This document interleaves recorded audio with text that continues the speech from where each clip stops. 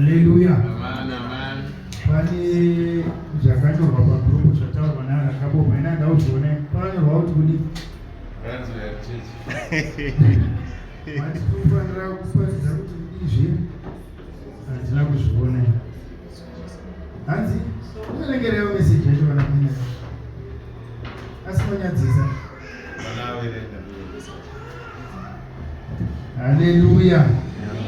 Ndendakungonzwa zvisauti but kwanzi mntu anete sauti. Haleluya.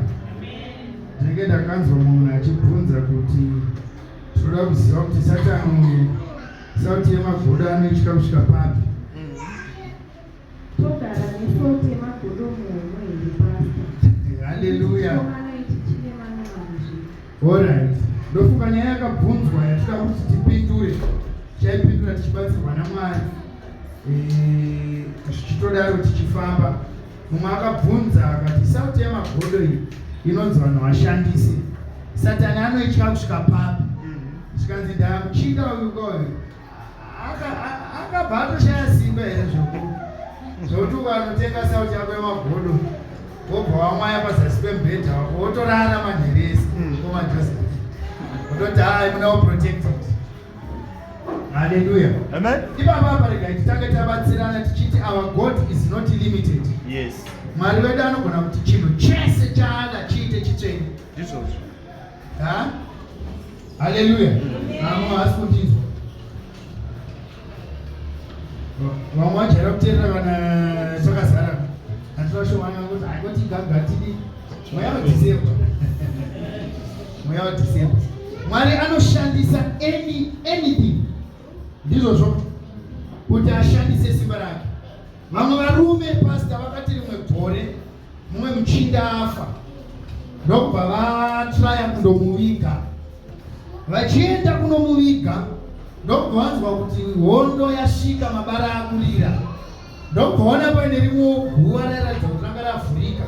Ndava traditionally kare vanhu vakanga vachiita zvekuiswa mumaninga. Handizvozvo. Ndokubva vasvika nechitunha chavo vakati ava vachada kuti mai vemunhu ataura zvokunzi hanzi kofini ngariende rakadai kana chitunha chavo vakaona kuti it's too late. Ndokubva vamwe chikupotsera. Ndokubva chanoguma bhonzo raEriya nekuti ndoguva rakanga rakavigirira. Chitunha pachakatsanzwa nemusoro chichinoti pabhonzo ndokubva chamuka kwakutanga kutizawo hondo.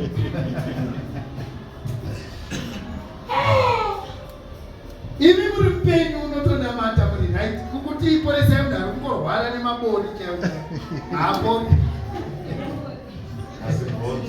But bhonzo remunhu akaenda kare parakaguma chitunha chakamuka chikati uri mutsanisiye ndofa nechipiri. Vamwe vakati rina nombofa mira tiende shamu. Isaya aenda kuna Hezekia ataurirwa naMwari chaiwo kumusoro-soro. Enda unoudza muchinda kuti mazuva ako averengwa. Chigoverera nhaka yeushe hwako uende. Ukadzoka kumashure kwacho unonzwa kuti muchinda yakamboita maronda akanetsa. Isaya akanzi tora maonde utsokere pamaronda ipapo. Muchinda achitora pikarata maonde aya pesa pachironda choto charaiti. Ndimwari wawa makuru. Mumwe musika ndimambotaura yerufu muharika. Chikanzi chitorai tuhupfu mumagakwa mungana tuhupfu patikokapinda muriwo ukatotanga kutonyatotapira mushe ukatadza kuuraya. Handizvozvo. Mumwe musi Jesu achida kutoporesa mumwe muchinda ofu. Unoziva zvimwe zvinhu unongochati blazi mira ichitaurira nemushe isu tina Mwari vatoziva vanongokomanda vakamira kure. Vakanzi uyai naye pano kwakuya Jesu kwakusviba mate pasi. Imagine ndikasviba mate angu akanyakanya ndikaisa padhuze nemuromo. Noita 5 days mwoyo wakamira usingarei kudya. Kwakutora mate kwakukanya tope. Chiri vhura pameso ruone zvikanzi aiwa chienda unoshamba. Nasiromo. Odzoka kuno. Kwamba ndiri bofuka ingonditi chwani tawa. Zvikanzi aiwa ndo zvatiri kutofunga kutoita kuno. But the iron of the matter, zuva richitorowa, vana Peter vachifamba nana Paul, mimvuri yavo yaitotika kusvika pane munhu ane dhimoni. Rotobuda ipapo uri kutipisa nemumvuri kwete nemunhu wacho. Pana ari kufolowa here pana. Pana ari kunifollow. Ndoda kutanga ndaratidza simba reumwari kuti God is not limited. Vanhu varuma nenyoka. Mose aifanira kungoya kuti in the name of Jesus kana kuti muzita raJehovha ndiyanga aripo kamazita rachizikamu muzita rachijijijijijiji vatigadzirai imwe nyoka. Vanhu vauta panonzi pakagadzirwa nyoka yendarira. Vanhu vaikweretana mhete, tipei mhete yenyu yamakatenga inochiya nenozini yako uchauya negreen yake zvosanganiswa pamwe chete. Munhu andinotokumana ndeye God ndoya ndandakabuda naye kuIjipita.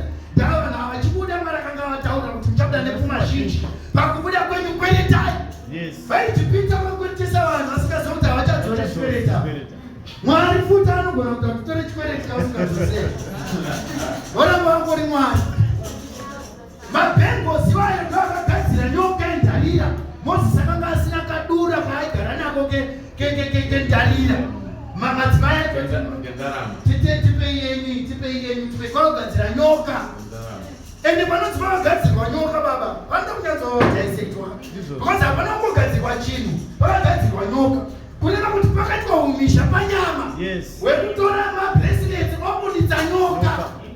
Ipapapa hapana kunyatsodzwikwa navanhu. Nguva yese vanhu vari kubatanidza musiko wenyoka, vanhu vari kurumwa. Komaritai fast kamungoti let there be snake takuvara kuno. Daiwo torumisa futi ende hatimanye mhanye. Mozisi uya usi musiko wenyoka unenge wefish tangidzai mudzokorodzi. Hapana ari kundibatawo. Tiri kuti Mwari iye asingade kugara mabhengozi ndiye akaita kuti mabhengozi aporese vanhu. Rumwa nenyoka, pona nebhengo. Yobva vapfeka ari 7 kuno muruoko toita kutarisa zvinhu zvaMwari here. Mwari mazai atoti istoko yangu yekuzoporesa vanhu. Saka our God is not limited to things. Mwari achida kushanda nezvinhu anotigadzirai nyoka avakazisa vasike nyoka. Kada kuna nenge shuba chimbopazai apa mwana wako anenge aruma. Hanzi kana munhu aruma yaizoturikwa padanda. Kuroti pakatozoti nyoka yacho yapo. Wakomana kwakutombotsvagwa migwara yekuchera. Vanhu vachidizvo vachirumwa. Ndimari baba. Kotsindirwa.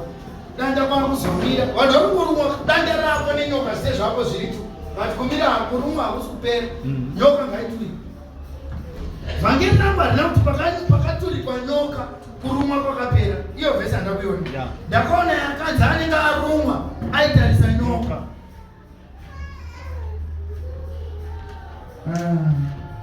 Anenge arumwa yaitarisa nyoka. Obva aita musha. Maimusundiri. Baba matoo confused. Nemda kudzosa mvura muchechi. Mwari akangoti tina matireke nakatira pakusense kwemasamba. Hunge Mwari vadaro. Ipapa patikuratidza simba reuchizva. Unonzwa kuti Jesu akasvika akapema bhoti kuna Peter. Wakomana ndikukumbira bhoti renyu chimboparidza pichana ndizvozvo. Atodzara mchinda anongokumbira but anongoita kuti ngatikombeya paridzi tokontinua nenyaya yekudzikura Jesu iyi. But musi waakasiyiwa negungwana naPeter haana kuti dzokai kuno kwakausina kufonera. Akati aiwa chero pasina bhoti inoita se ndouya. Hazvindimise kuuya kumhiri. Ndongouya ndichingofamba. But musoida paridzi akati ndiyo bhoti ndione kuparidza. Anotoone rimwe saidhi reumwari. Mwari vanogona kuita zvinhu zvese. Sara agotofamba achitaurwa kunzi Sara ingomwa, Sara habare, Hana habare. Iye Hana achinamata Mwari, Sara achinamata Mwari cheche. But Muraini achifamba mbiri yekusabara. But kaMaria kachiri katineja vatonzikana nenhumbi isina baba.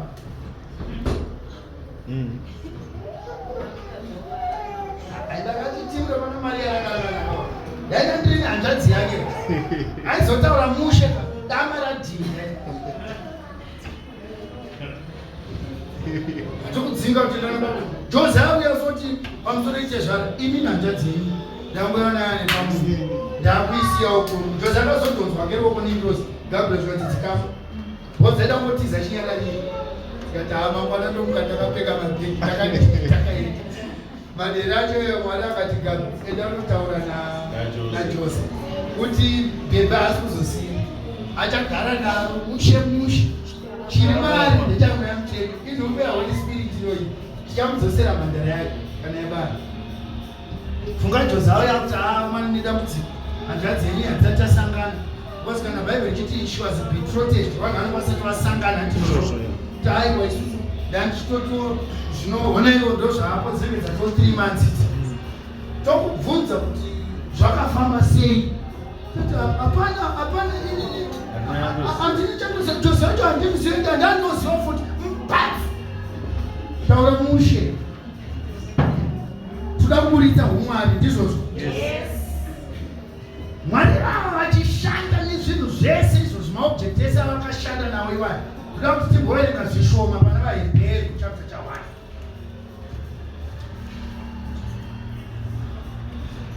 Verse ya 1.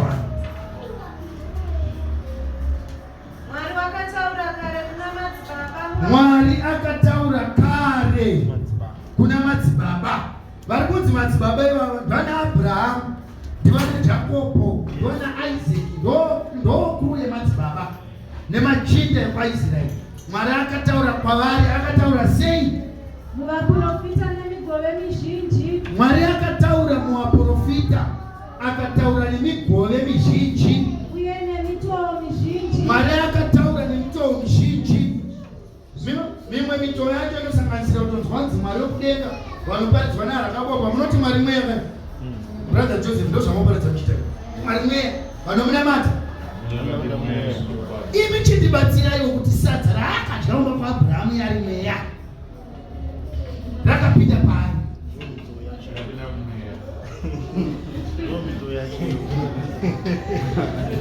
Genesis chapter 18 inotaura kuti varume vatatu vakanga vachienda kuSodhomu neGomora. Abraham ndokuswedera ndokwadhistepa. One wacho ndokutsaukira akanzi iye akanga ari Jehovha. Two ndokanga vachindoparadza. Ndokubva zisara akatobata chimhuru chakakorera. Kazoreferenswa kuna John kunzi Abraham anongoti Abraham. Musi akaona zuva rangu akafara. Yes. But Mwari wakadya sadza. Kwakutorova soni chimhuru chakatova nasara. Asi mchiti Mwari mweya. Mwari unodya sadza here hama dzangu? Naye hama dzodikanwa. Mwari anodya sadza here mai maka. Mozi madungu akazoya kaparidza akati taenda kudyayi naMwari vanoti vanoti anopenga. Tafanira kunyatsotaurana kuti chapter yakapinda nemistake muBhaibheri yemuna Genesis. Tafanira kubviswa. It's a mistake. VaRakabobwa. Saka Mwari anodya sadza. Harambiwe baba. Avana nemwana. Ukamurambira sadza mwana. Pamuri kuti abva kudya manje anotanga kudya. Kunyara. Saka anoita zvese zvese mwana. Hallelujah. Ndoda kubuditsa simba reumwari kuti iye Mwari uyu anomanifesta nenzira dzaanoita Dzaanoda. nenguva yaanodifuta. Ipapa panenge pachinzi Mwari akava munhu kuvanhu.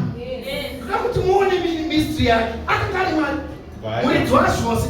Ndobva anokwana mukaovhari haana kukura mimba yakura. Akanopinda ari kazai kari kuputika. Patikabvunza muna Hebheri kunoko anoti handakugadzirwa naJosefa. Makandigadzirira muviri ndokubva mandiisa mudumbu remhandara. Saka uchidzwa Pauro achiti hakuna anoramba chekunamata chikuru ichi chekuti iye Mwari akaratidzwa panyama akazoonekwa navatumwa akakwidzwa kuushe hwaMwari. Umwari haufaniri kuunderstand kukona tane metsi yekuziva Mwari kuti Mwari anoyasecha mupupuri. Akazviita profita arimo muchikomo mwe. Mwari akati ndiri kuenda kumbanagadzirira. Meni dzikarova akawanda akati Mwari azouya.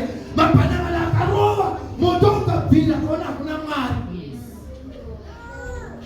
Akamboya mumakungu. Akamboya kunguwo zvake. Hapana ari kundibata. Tinopindura nyaya yesoti. Because hatifaniri kuunderestimate Mwari. Pane vamwe vanoziva Mwari wenyasha anongopinza kudenga. But Mwari wekuti kana kwaane drought anotuma gunguo nechikafu havamuzivi havamude mari iye. People believe so much in the devil that they think the devil is supernatural than the God we worship. Oh yes. Ameno muzukuru tomondo kana kundisa. Kana uchida kunzwa kuti vanhu vese havanditende kuti ndiri munhu waMwari wanotoshumira kudai. Rega ndiite mari cheche. Vakaromba. Vanotenda kuti munhu anopa mari Satana mari azvigona. Atenda kuti munhu anopa mari njani? Satana. Kuti Mwari arangapa munhu miliyoni. Ayozvita. Vakaromba. Another way to bring us. Aiwa.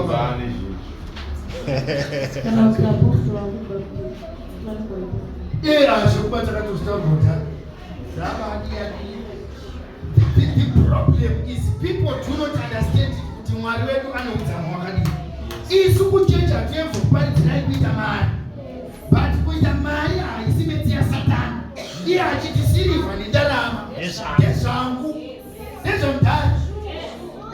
Unofanidzwa nguva uchingochinochi wanenge chinche gori. Vanhu vese vanotenda kuti ndakambodaita mining ndichane imwe hama zvikanzi mudhari munotora mari yenyu zvemainini zvinotoda vanobata vanoromba vanoenda kun'anga vachitemerwa ofemedza vachidedza goridhe pamusoro. Ndo mutauriro wavo. Imo zvakambobva vachitaura asingagone kuridza 1 kg kupa mutende. Vaimisundira vangatotenda kuti ndikarwara Mwari anondiporesa.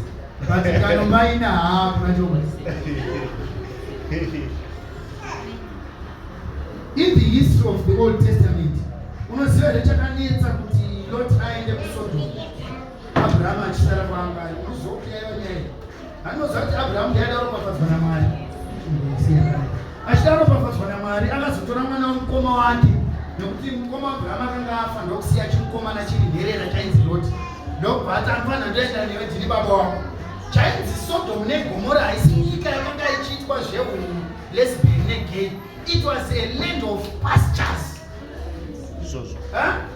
Aiziva tetekero kuti chinoti Sodom neGomora inyika yakasvibira ine mafuro akanaka. Vafudzi vaAbraham nevafudzi vanoti vanetsana, mombe dzawanda nemakamera. Those guys were getting rich. Abraham ndokubata iwe uri mwana womukoma hatinganetsana. Chitaura zvaunoda. Akati inini ndoda kwakasvibira nevafudzi mugana apa. But akanga anzi naMwari uya ndikuropafadza Abraham. Abba akati ndipe kwacho kusina mafuro ikoko.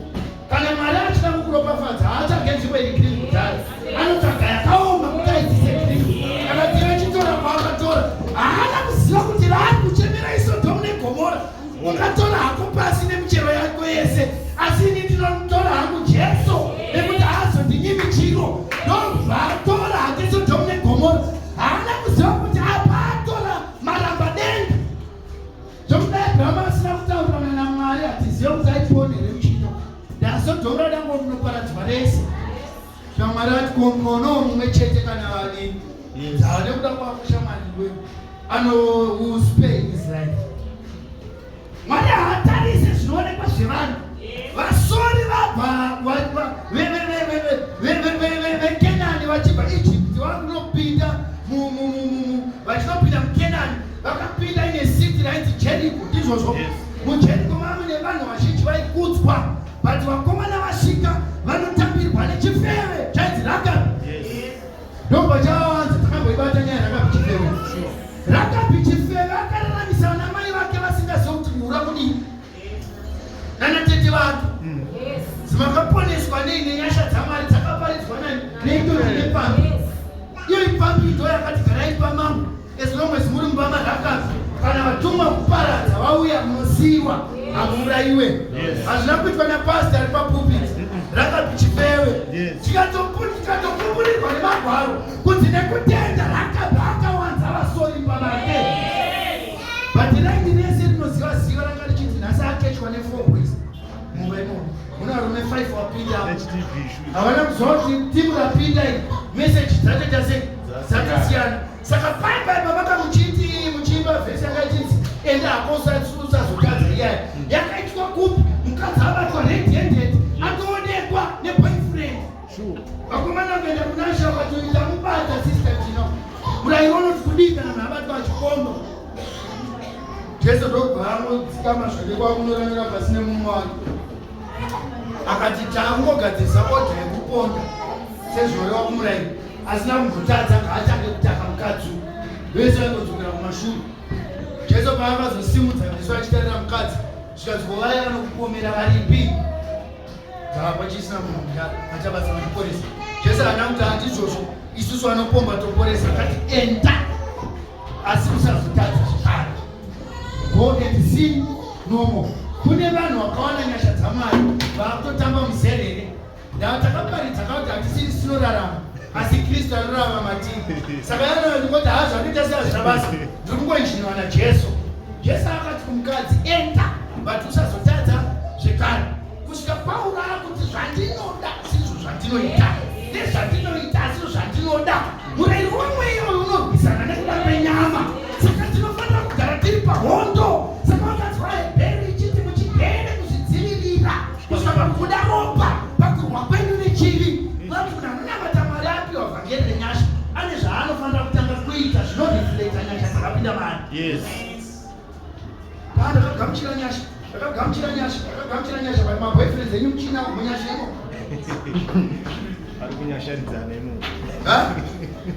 Tichiri kwataiva kwanhaya nesystem yekubvunzira kana apfimbwa manyasha postori. Munhu aiuya kuvanhu vemweya waprofita obva bvunza kuti inini ndikuda kubvunza kuti uyu mukomana wangu ndiye here achandiroora.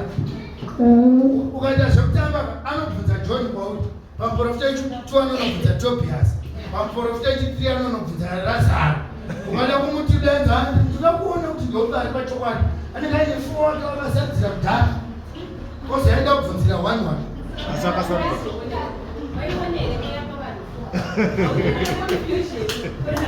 mweya unongoona zvaripe.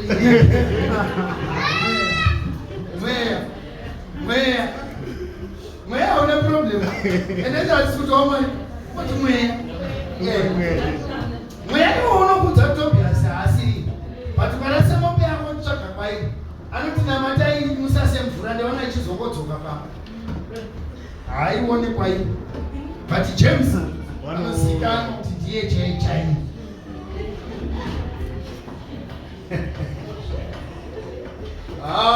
Kurugadawo sayachipanga akazoimba kuti ivaprofita kutona fire. Hatina matadza hatinyatsozve zvinhu zvamwari but zvawaprofita dzakazvibata. Vaprofita ndevamutona chii? Do we speak against prophecy? No. Vhangeri iri tikavhara chiprofita hatichazi vhangeri. Ndava kubva painception kusvika patakaritorerawo isu zviprofita zvaingoitwa. Tingatorwisana nezviprofita zvenhema but zviprofita zvechokwadi zviri chii zvazvo? Kuvhara mweya, kuvhara muromo waKristu. Samaisundire muri kuti kudii tongorota edu here hope dzacho. Kana mangorota isu chatakanakira maisundire hatizokutiya pamarowa nhema. Tongotora iti muna wamwari chanamata nezvazvo takanyarira zvinhu. Pastor ndo akazongoti ashawa ndiye ndakazwa kuti unenge akamukomana nyara. What you saying? What you saying? Hallelujah. But mwana havabatsiriswe nezvinhu tiri kufamba navo sote magodo. Apa ndatanga ndakuratidzai kuti Mwari anoshanda neanything. Neanything chaada. Mozisi anobvunzwa kunzi unei zvikanzvinire nzvimbo vazevere pamberi kwese kangaisa chanzi nzvimbo yaMozisi ngaya kuti nzvimbo yaMwari. Mwari akati ndichada nenzvimbo iyoyo charuoko rwangu kuti ndiise zviratidzo paruoko rwako. Haleluya. Mwari haasi expensive ukawana chirwara nemudumbu tonokutengesa kireti yemazai wakapesera kudya iwe kumba kwako 20 weeks ago titi kurape mudumbu kutonochaya. Mwari anotoda kuti ubude mari kuti uwane kundiso. Izvo zvitine mukavamisi but ukaenda pamasowe kuda unonamati unozitenga 1 liter ende vakomana vacho vangwara mazuva ano vane budget vanongoti 12 mbichani moshandirwa imwe inosara bandasa unonikadzikwa kwavo vangwara odziva neroibros yausina kubhodya ivi hati unongoro watangadanana sitenda nezvinhu okodiwa roibros okodanzirwa wani inochijacobs. Hallelujah. In as much as our God is not limited, our battle, our war is not carnal. Kurwa kwenda kusipanyama. Wakundizwa manje. Kurwa kwenda kusipachi. Sokuti isu tikabata sauti taisa mwari formula ya sauti. That Satan is. Kunyange mvura yakanaka tikatanga kutsokera maredo muzvibhodhoro. Tichipawo ma 3 days 4 days mwari anamutara zvake zvakashake. Ndikakutsanyisa imi 2 days naita chichi ari matsanya mana mata. Chijaira kuita mwari weformula. Itatoshata. Hallelujah. Ini ndakambozvitaura nepana mobile yeifilisa ko. Ndikati sauti yemagoda yamunotaura nezvo. Inobva paWolves Bay paNamibia. Ndopa inobhatisa. Panobuda matrack 66 pazuva esauti. Zvekutanga dzangu dai sauti yemagoda yaibatsira kuNamibia kungadai kuri right kusikanamata. Kungonotora chisaga chako uroera panze pedho. Ndakaona munhu achigereswa vhudzi chinzi madhimoni ari vhudzi. Mana akambozvionawo? Ndaramba kuenda wotorwa chigero wogerwa vhudzi. Pezero vaitaunge muzukuru wangu shoti inorakara skoitawo nokaudzorera marereka awo zvaondoishoti don't take it this now. Skova vakavhudzi ende tokuzoita vakadzi kurirera vhudzi raita kunge razofundiswa vaEfeso chapter 6. vaEfeso chapter 6. Ivava patinenge tichitorapa dzimwe nyaya. vaEfeso chapter 6. Mana svika ipapo kuda vhesi ya 12.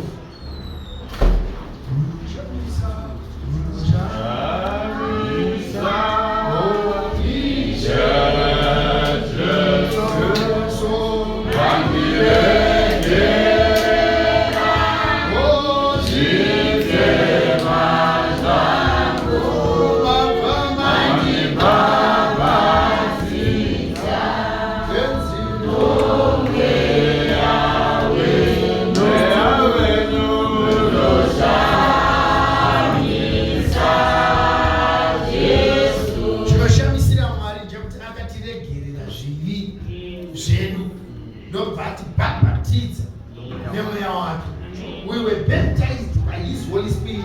Who can twisisa kuti chinotonetsa pastor kuziva kuti vanhu vari kushumira vakabhabhatidzwa here nemweya kana kuti havana. Zviri nyore kukubata munhu tiri kumvura yakachena kana yakasviba. Imwe nyaya iyo. Mudzamba tuziva kuti imwe nyaya uyu. Zvinhu zvekubatana munhu tichipinda newe mvura. Imwe nyaya. Mweya mutsvene akakubhabhatidza here. Munhu makabatwa ichokwadi. Sister Kero takabata igoni. Unonzi Vanyamuzuru. Munhu takabata. Mweya akakubhabhatidza here. Isu chatakanakira hatirambe kuenda nemi kumvura. Ndamura iwo Mwari. Wakanzina iwoyu mufananidzo werubhabhatidzo. Unokuponesa izvi. Kurayira kwaMwari. But are you baptized by and with the Holy Spirit? Saka kunoona mbeu isina kubhabhatidzwa namweya mutsvene yakaenda hayo kumvura dzevanhu inenge irimo muchechi unoiona nezvibereko zvayo. Ava vakanwira zvikapu mahara. Ende dzimwe mvura dzatokubhabhatidzai hadzinongochena mupfumi. Zvokuti haufanira kutora risi yezvimvura zvakasviba kudaro zvinokupinda munhu zvokupinda mudumbu. Uchiriska upenyu yosikabhabhatidzwi namweya mutsvene. Takakuti vhangeri rakaboka tikatenda kuti moyo anenge muvhangeri. Ko mweya akanga atiwo pamusoro penyu. Makagadzwa here namweya. Chinhu chinyore kubanana zvigaro. Panext week maapostoli, panext week maapastor, mimi maelder. Izvi zvakanaka. Chechi inorongeka. Inoita order. Ko mweya anga aripo here pamaibhatara. Anga aripo here pamaibhabhatidzwa. This is why when we preach, the word must be received by the Holy Spirit. Apa menoti arikaipe example. Kuwande kunogona kuita magetsi akawanda. Ari kutogenerate wakawanda. Muchada kuHarare kuno kana pasina tambo dzinounza kuHarare kuno asvike. yacho yakazara kumuridzi wako ndiye mweya. Parakuda karisiva mamuri. Saka uchinzwa kuti Jesu anofanira kutanga agara mamuri. Kana Jesu agara mamuri zvanyore vanhu kuti achikushandisa. Iro riri vhangeri rakati chiparidzwa pano rekuti munhu anofanira kuparidza nezvinoonekwa zvaanoita. Vazhinji hatiridi kozi ndo rakaoma. Iri anditi rakapusa kai. Ndobona rigarira 30 minutes kumba ndonyora pasi.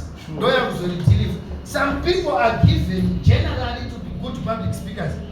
Imam Zotora rakabopawo pamukotaura vanogona musiwo. Kuti uyu murume wechero zvenyika chezvezvibhundi. Ndezvenyika zvakana chechi. Kuti rakabopa ndini MC parari yeZANU-PF. Anozvigona. But kana zvaane mweya mutsvene mukati unofanira kunzwa connection yevhangeri uyanyamusuru. Paridza kuno unofanira kuchipupura kuti ichokwadi ichi. Kana mekutoti chakamira kungowanyara ngavagare pasi. Hapana chemweya chiri kubuda mavari.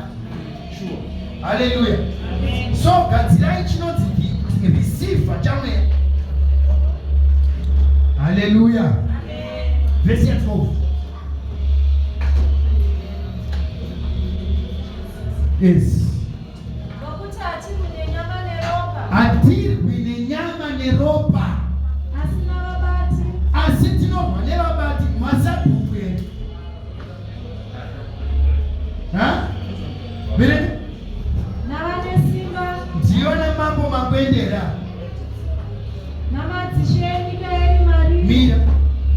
Madzishe echi. Vanzwa navabati. Vane simba. Madzishe. Enyika ipi? Enyika eri marino. Nemweya yakadini? Yakaipa yeke. Ibaba kwa mazhinji tinopa ndopanosaka tifambe nemteuro mumaoko mumakumbo tumabhodhoro twemteuro muhomwe sauti pasi pepilo. Ibaba mai hatirwi nenyama neropa. Dai nyaya dzekurwa naSatani dziri dzenyama neropa, hama dzangu dai takangogadzira gym equipment ende pamberi taisa mhitsa sana atomondo vananyagwande vasipo nana masoka vakatirana kupolisi ndovangadai vari pamberi hofori dzevarume vana vaimusundure ndovanogati mashure belai vangakwadza vangaurayiwa. But tinorwa nemweya yenyika eri marino. Madzishe the principalities. Saka nyaya dzemweya hadzirwiwe munyama. Ngatimboti ichakamira vandavatemera nyora dzekuamudza vakumuka manheru. Chiri kumuka is not the physical body. Ukaenda kumba kwake uyu musi anenge achiti ndaenda kuAngola anenge ari tikuirirana anenge ari chaenda chii inoperation dzemweya. Zvino iyo ndopotora chigero chiri physical kugera fudzi riri physical kuti ubvise mhepo iri spiritual. Hama dzangu kubatsirika zvekuti dai Satani aigara mubvudzi dai kwamarangi kusikabude kana dhimoni 1 vanhu vese vanenge right because mwese akasvukwa musoro warume kundokwatingadei kuti dzanyanya gerai bvisai.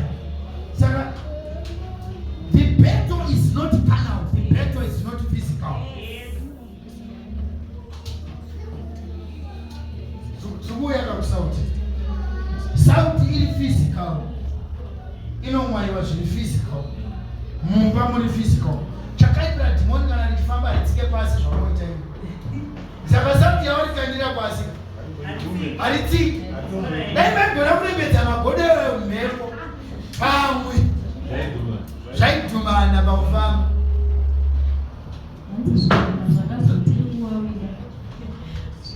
Zvisvika sauti zvakazotiri kuvavira sauti iyoyo madhimoni achaidhoka ukakumisira kuisira kuti unyatsotapira musha.